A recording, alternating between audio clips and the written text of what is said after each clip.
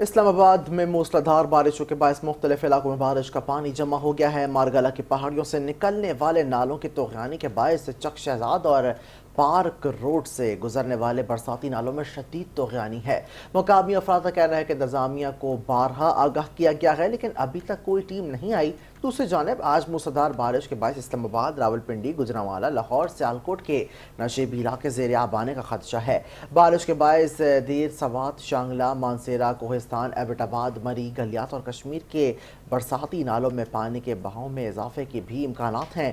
محکمہ موسمیات کے متعلق موسلادھار بارش کے باعث خیبر پختونخوا کے پہاڑی علاقوں، گلگت بلتستان، کشمیر، مری اور گلیات میں لینڈ سلائڈنگ کے باعث ٹریفک متاثر ہونے کا خطرہ ہے، جبکہ فلڈ فورکاسٹنگ ڈویژن کے مطابق دریائے سندھ میں گڈو اور سکھر بیراج پر نچلے درجے کا سیلاب ہے۔